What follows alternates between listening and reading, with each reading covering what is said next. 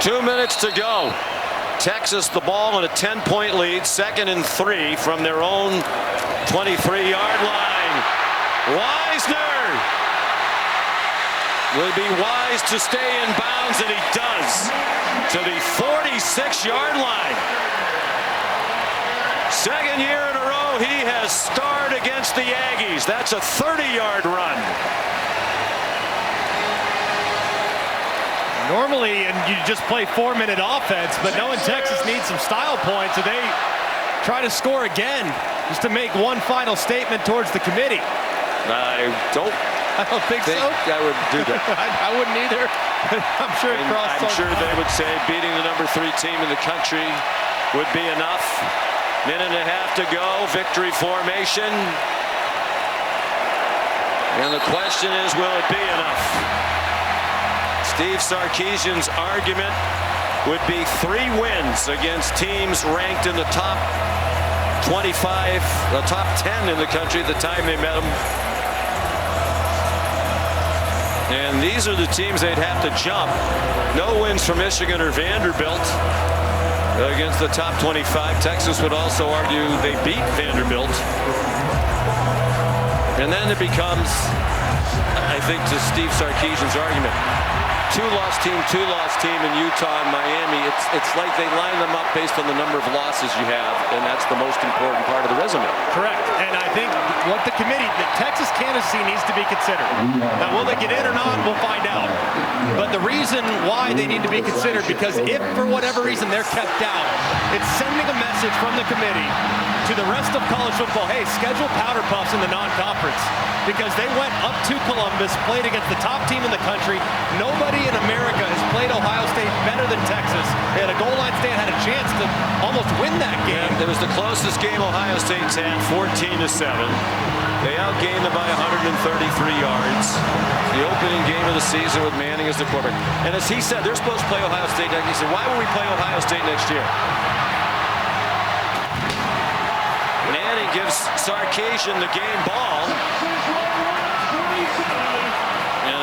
Crushing defeat for Mike Elko. By the way, Mike Elko has the full support of Steve Sarkeesian.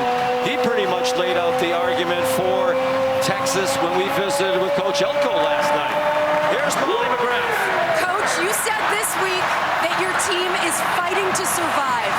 What kind of fight did it require to dominate this game on both sides of the ball in the second half? Well, in the locker room, you can see a team come together and say, hey, you know what, we got 30 minutes to see if we're going to get to keep playing this season. And, man, they sure played like it in the second half, Molly. These guys fought. We were physical. We were tough. We created turnovers. We ran the ball. We made plays in the passing game. We had to. It was awesome. You just beat the number 3 team in the country. You told us if you win this game, you deserve to be in the playoff. Why? I mean, you tell me. That team's undefeated, number 3 in the country. A lot of the pundits out there think they're the number 1 team in the country. We just beat them by 10. What kind of statement do you think that made to the committee? Well, I think this. If you really look at the body of work and you look at the Southeastern Conference and what we have to go through every week, you look at the non-conference schedule we play to go to Ohio State in week 1 and lose by 7 when we outgained them by nearly 200 yards. We got a really good football team, and it would be a disservice to our sport if this team's not a playoff team when we went and scheduled that non-conference game. Because if we're a 10-2 team, it's not a question. But we were willing to go play that game. So is that what college football is about? Don't play anybody and just have a good record, or play the best and put the best teams in the playoff, and we're one of the best teams. I love you stating your case, Coach. Congratulations on the win. Thank you, Molly. Hook 'em, baby. And now those who would argue the other side would say, well, you shouldn't have lost to Florida. Correct. Most of the people in this conference say Florida's a talented team. Obviously had a very tough year. But to his point, okay, even if you lost to Florida, if you hadn't played Ohio State, you just scheduled another cupcake, and now you're sitting there with 2 losses on your overall record, and you have the 3 wins that we've referenced a few times against ranked teams. Is it even a question that they're in? No, I think they would be. If they don't have that loss to Ohio State, they're 10-2. Yes, you look at the Georgia game, the final score is ugly. But if you watch the game, it was more competitive than the 25-point margin. It was 14-10 in the 4th quarter. And Georgia needed 2 fourth-down conversions to make it 21-10 onside kick. They get it. Now it's 28-10, 3 and out. They score again. Now it's 35-10 ball game. That Georgia team's excellent. Everybody acknowledges that, and they went there, and it didn't go their way in the fourth quarter. But they have a very strong argument to be made. I don't think they'll ultimately get in. I don't. But they deserve a seat at the table to have that conversation, given how they challenged themselves out of conference against the Buckeyes and played them better than anybody else in college football. Here's Molly with Arch Manning. Thank you for taking the time during the Eyes of Texas. I know that this means a lot to you in this win. One of the plays of the game, that 35-yard touchdown run. Take me through that. What did you see on that play? Yeah, it was a great call by Coach Sark. I'm just proud of the way the guys played. They've all played well. I didn't play very well, but Trey Weiser, Jack injuries, our defense, those are some dogs. Your grandpa sent you a text this week telling you that a keeper could help you win this game. You took grandpa's advice. Yeah, I guess he was right. He's been around the block, seen a lot of balls, so we're fired up. Hopefully, we maybe get a better play at being the big dance. Have a good one. Sean.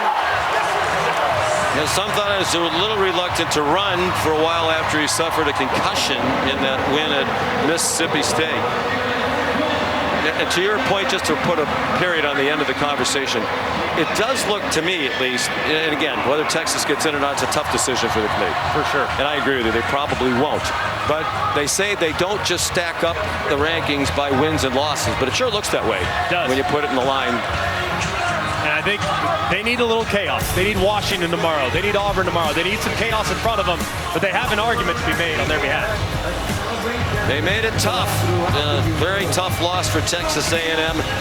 Mike Elko thought even with a loss tonight, they should still get a bye. We'll see if that happens. I'm not sure that's going to happen either. For Molly McGrath, Greg McElroy, good night from Austin, Texas. Thank you for watching this presentation of the Southeastern Conference on ABC.